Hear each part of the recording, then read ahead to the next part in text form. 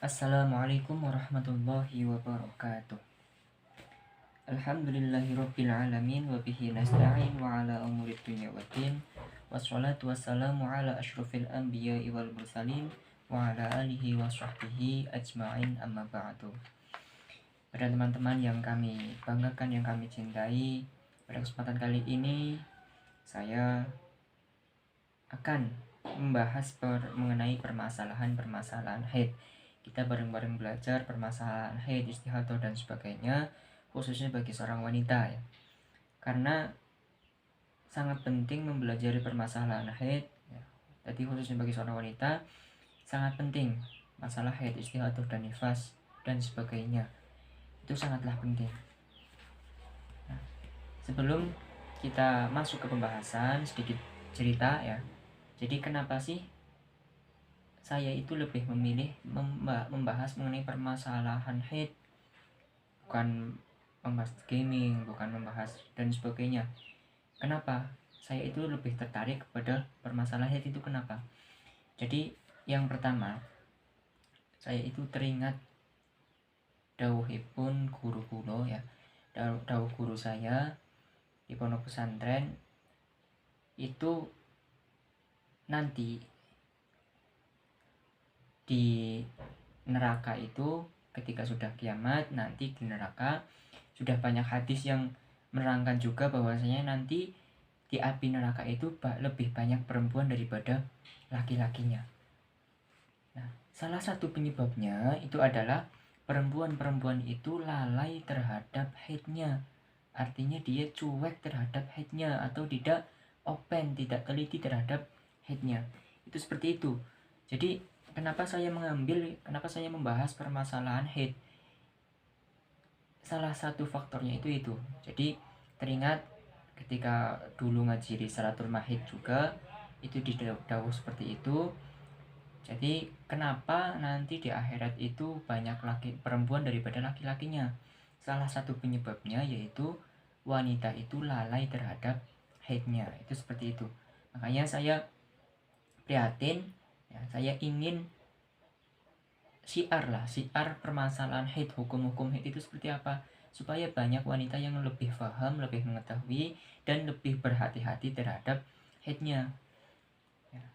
Jadi seperti itu. Baik, kita langsung ke pembahasan. Sebelum kita masuk ke pembahasan mengenai haid, pengertian-pengertian dan sebagainya, kita terlebih dahulu kita harus mengetahui hukum mempelajari permasalahan haid tersebut, hukum mempelajari ilmu tersebut. Jadi sebelum kita belajar suatu ilmu, misalkan suatu ilmu arut, ilmu nahwu dan sebagainya, ilmu Al-Quran, sebelum kita belajar, kita itu harus tahu terlebih dahulu hukum mempelajari ilmu tersebut. Itu seperti itu. Jadi hukum mempelajari permasalahan haid atau ilmu haid itu ada dua macam. Yang pertama, bagi seorang wanita, hukum mempelajari permasalahan haid itu adalah fardu ain atau fardu yang sifatnya individu. Itu bagi seorang wanita. Kenapa sih wanita kok hukumnya fardu ain? Kenapa nggak laki-laki aja yang fardu ain? Karena yang namanya haid itu langsung berhubungan dengan ibadahnya seorang wanita, baik itu sholat, puasa, membaca Al-Quran dan sebagainya. Itu haid itu langsung berhubungan dengan ibadahnya seorang wanita. Makanya seorang wanita itu hukumnya fardu ain mempelajari permasalahan haid. Jadi hukumnya itu setiap wanita itu wajib belajar permasalahan haid. Kalau salah, misalkan ada dua orang wanita, yang satunya belajar, yang satunya enggak, maka yang enggak belajar itu mendapat dosa, yang belajar itu kewajibannya gugur walaupun dia tidak paham. Kalau dia sudah belajar, maka kewajibannya gugur. Karena tidak mudah mempelajari permasalahan haid, itu tidak mudah. Kalau cuma teorinya itu memang mudah, tapi nanti ke praktek-prakteknya, ke terjun ke permasalahannya, itu yang sulit di situ. Bagaimana menentukan haid dan istihadah mana, itu sulit di situ. Jadi walaupun tidak paham, seorang wanita itu harus tetap belajar permasalahan haid karena hukumnya fardu ain. Yang fardu ain itu belajarnya, bukan fahamnya. Diingat ya. Jadi yang yang fardu ain itu belajar ilmunya, bukan faham ilmunya. Seperti itu. Itu yang pertama. Kemudian yang kedua, hukum belajar masalah haid yang kedua yaitu fardu kifayah. Fardu kifayah itu untuk seorang laki-laki. Kenapa kok fardu kifayah? Karena seorang laki-laki itu tidak mengalami haid dan sholatnya pun itu tidak dipengaruhi oleh haid, ibadahnya itu tidak ada yang berhubungan dengan haid. Itu seperti itu. Jadi kenapa kok tetap fardu? Karena seorang laki-laki nanti juga akan memiliki istri ya, yang dimana istrinya itu tanggung jawabnya akan dikembalikan ke suami. Itu seperti itu. Jadi kita sebagai laki-laki ya, wong lanang itu juga wajib harus belajar permasalahan haid. Takutnya nanti dapat istri itu tidak paham permasalahan haid. Itu seperti itu. Jadi kita bisa memberitahu, kita bisa mengajarkan kepada istri kita nanti ya. Seperti itu.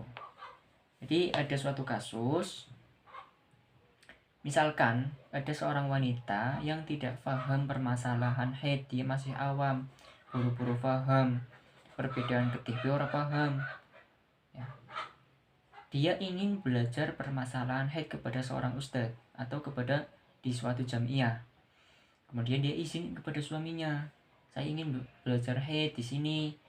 Nah, itu suaminya itu tidak boleh melarang istrinya untuk belajar permasalahan haid walaupun dia sudah menjadi istrinya. Itu tidak boleh. Kenapa? Karena membelajarnya itu fardu ain, bukan gugur setelah menikah. Itu tidak, walaupun sudah menikah, kalau dia belum paham permasalahan haid wajib belajar permasalahan haid. Itu dia, seorang laki-laki itu tidak boleh melarang istrinya. Kalau dia melarang maka laki-lakinya yang berdosa, yang menanggung dosa istrinya yang tidak tahu, yang tidak paham permasalahan haid. Nah, itu terjadi apabila suaminya itu tidak paham permasalahan haid. Jadi kalau suaminya tidak paham permasalahan haid, istrinya mau belajar itu tidak boleh melarang.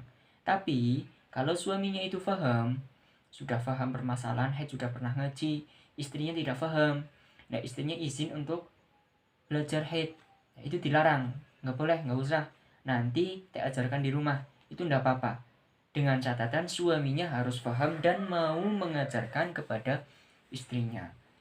Jadi seperti itu. Itu sekilas tentang hukum permasalahan haid. Kemudian kita masuk ke pembahasan yang pertama, yaitu di dalam kitab Risalatul Mahid diterangkan pengertian haid. Yang pertama, pengertian haid. Faqala al-musannif al-haidu huwa damul kharij fi sinil haidi wa huwa tis'u sinina qamariyatin min farjil mar'ati ala sabili sihati wa ma dunahu fa huwa damu fasadin.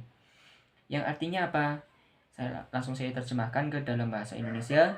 Yang dinamakan darah haid itu adalah darah yang keluar dari farjinya atau dari jalan depannya seorang perempuan ketika sudah masuk usia haid. Nah, usia haid itu berapa? Usia haid itu 9 tahun dalam keadaan sehat. Itu yang dinamakan haid. Jadi darah haid itu yang pertama kriterianya itu darah yang keluar. Keluarnya dari mana? Ya, bukan dari hidung, bukan dari tangan ketika kena pisau, itu bukan ya. Darah yang keluar dari farjinya seorang perempuan atau jalan depannya seorang perempuan ketika sudah masuk usia haid. Usia haid itu 9 tahun.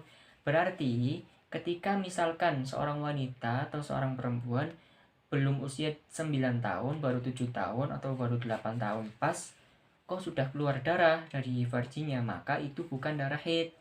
Itu disebut darah rusak atau darah istihadah. Kemudian ketentuan yang terakhir yaitu dalam keadaan sehat.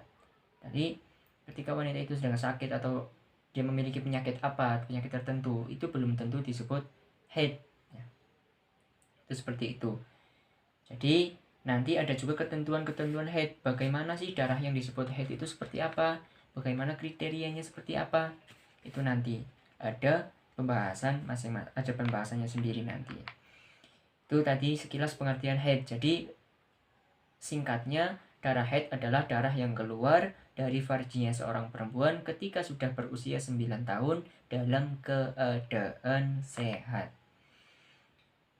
Ya, karena pada zaman sekarang itu banyak, ya, biasanya istihadah itu dulu itu dialami rata-rata oleh seorang yang sudah menikah yang berusia lanjut. Karena apa?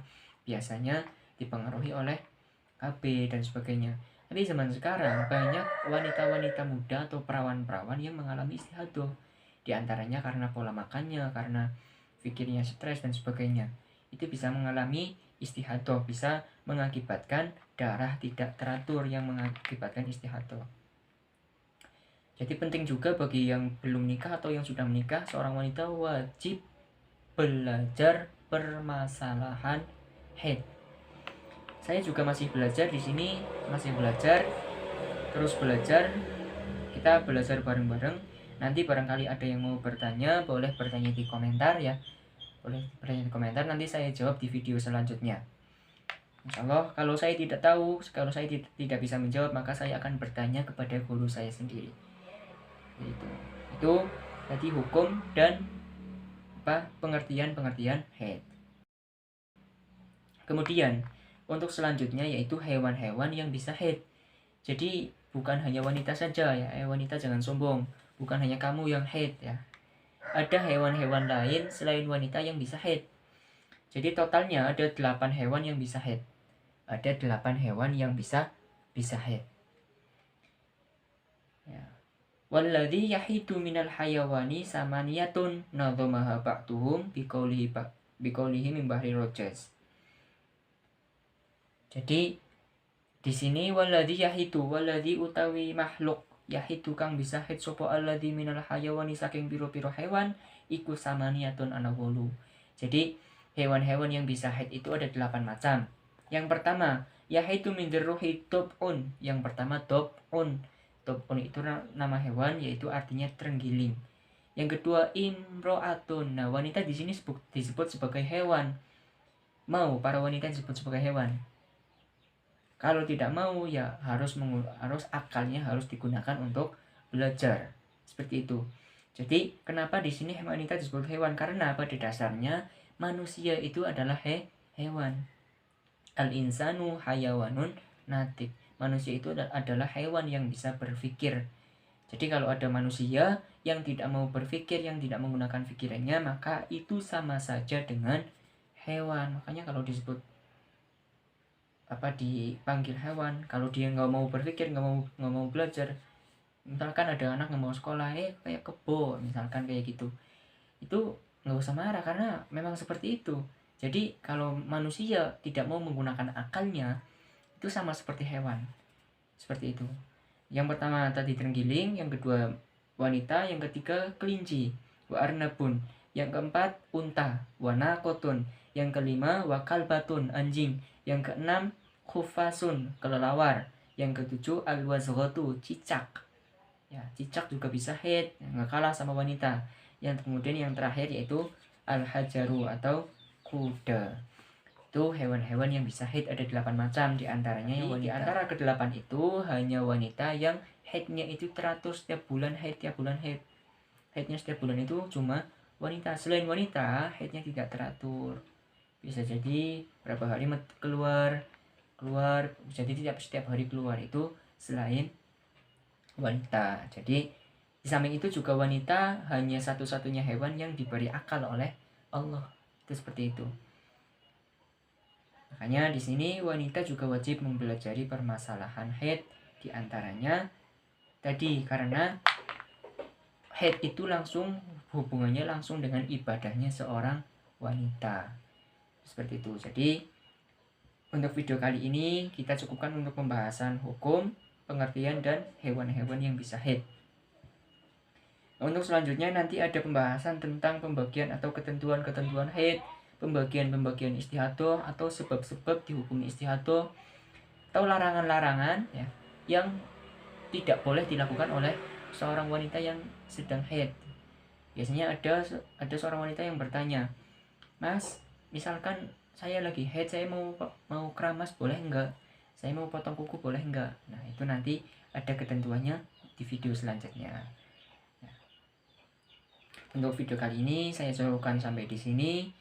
Mohon maaf apabila ada kekurangan, atau ada kesalahan dalam penjelasan yang saya jelaskan tadi. Saya mohon maklum karena saya masih belajar dan saya juga manusia, yaitu tempatnya salah. Akhirul kalam, wassalamualaikum warahmatullahi wabarakatuh.